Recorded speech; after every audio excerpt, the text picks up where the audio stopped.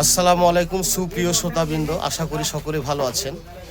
পাশে আমার ভাইকে দেখতে পাচ্ছেন, ভাইয়ের নাম কি? ওয়াহেদ। ভাইয়ের নাম হচ্ছে ওয়াহেদ। তো খাওয়ার সময় সালাম বিনিময় করতে হয় না, এটা আপনারা সবাই অবগত আছেন। তো ওয়াহেদ ভাই, আপনি সকালে কি তরকারি দিয়ে ভাত খাচ্ছেন? মাছ আর বাগুন। মাছ আর বাগুন। আর এটা কি চাউল? এটা 51 চাউল। 51 চাউল। দেখেন, ভাইয়ের নাম কি বললেন? ওয়াহেদ ভাই একবারই সাদা মাটা মানুষ। এই সাদা মাটা মানুষের দেখছেন তার তার প্রাণোজ্জ্বল চেহারাতে সাদা মাটা একজন মানুষ। এ মানুষের খাওয়ার তৃপ্তিটা দেখেন, বাগুন দিয়ে মাছ, 51 চাউলের ভাত। তো সব মিলিয়ে মানে আপনাদের এবার ধান পান কেমন হয়েছে এই মাসে? এটা কি মাস বলে? আমন ধানের মাস, আগুন মাসে ধানে কেমন একটা ধান পান পেলেন ওয়াহেদ ভাই? আমি ধান টান কাটি না ভাই, যেটা কি করেন আপনি? আমি চাঁদালে কাজ করি 12 মাস। কিসের কাজ করেন? এই উষা সুখা করি ধান। উষা সুখা করেন? ও এই যে দেখেন ভাইরা এখানে এই যে ধান ভাঙ্গার কাজ করেন ওয়াহেদ ভাই। এই যে দেখতে পাচ্ছেন, মানে একটা শিল্পে মানুষের কত রকমের মানে প্রয়োজনীয়তা থাকতে পারে। একজন কৃষক ধান মানে ই করেন, বিছন করে তাকে বপন করে রোপণ করতে হয়। তারপরে কৃষি কায়দায় আবাদ করতে হয়, মানে ধান লাগাতে হয়। তারপর ধান কাটা নিড়ার মাধ্যমে আবার কি করে আরেক শ্রেণীর পেশাজীবী যারা হচ্ছে চাউল তৈরি করে, তারা হচ্ছে আরেক কৃষি ডিপার্টমেন্টে আরেকটা সেক্টর। এই যে তারা ধানকে এটা কিভাবে করেন, আপনার যখন ধানটা মারে নিয়ে এসে তখন এটা সিদ্ধ দেয়। এটাকে কিভাবে সিদ্ধ দেন? এটা আগে ভাপাইতে হয়, ভাপার পরে ফের আবার উষাইতে হবে। ভাপার পরে তারপরে আবার উষাইতে হবে। এই যে আমরা এই তাওয়া দেখতে পাচ্ছি, এই তাওয়াতে এই ধানকে এটা কি বলতে উষাইতে নাকি বলতে হয়? এই তাওয়াতে কি করতে হয়? উষাইতে হয়, ভাপাইতে হয়।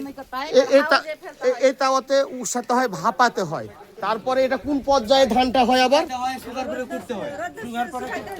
সুগার পরে আবার কুটতে হবে। তারপরে এটা তখন চালটা কি হবে? বাজারজাতকরণ হবে। হ্যাঁ, মানে বিভিন্ন জায়গায় যারা জমিদার, যার জমির মালিক, তাদের পারিশ্রমিক নিয়ে নেবে। যারা ধান কেটেছে তাদের, আপনারা পরিশ্রম করছে, আপনাদের একটা পারিশ্রমিক নিয়ে নেবেন। নিজের প্রয়োজন মিটিয়ে নিয়ে তারা কি করবে? এই চাউলটাকে আবার বাজারজাত করবে, বিক্রি করবে বাজারে। এই তো হ্যাঁ। তো ওয়াহেদ ভাই, আপনার খাওয়ার মধ্যে একটা তৃপ্ততা দেখতে পেলাম, মানে আপনি খাচ্ছেন খুব রুচিবোধ করে। ভাই, অনেক মানুষের কোটি টাকা থাকতে পারে, অনেক রসকদম, রাজভোগ, কাবাব, বিরিয়ানি, অনেক রকমের খানা খায়, কিন্তু তার বাচ্চাদের রুচি থাকে না। দেখেন মাটির মানুষটার খাওয়ার তৃপ্তিবোধটা দেখলেন, মানে অসাধারণ।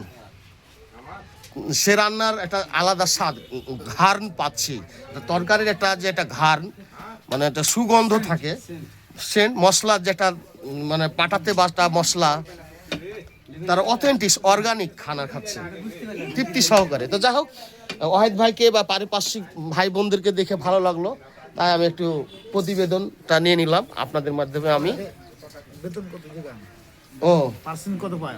আপনি পার্সেন্ট কত পান, বেতন কত পান ওয়াহেদ ভাই? আমি 1050 পাই। কিসে 1050 পান? এই ধান উষা ভাবা, ধান একটা দুদিন পর উঠে, দুদিন পর একটা ধান উঠবে।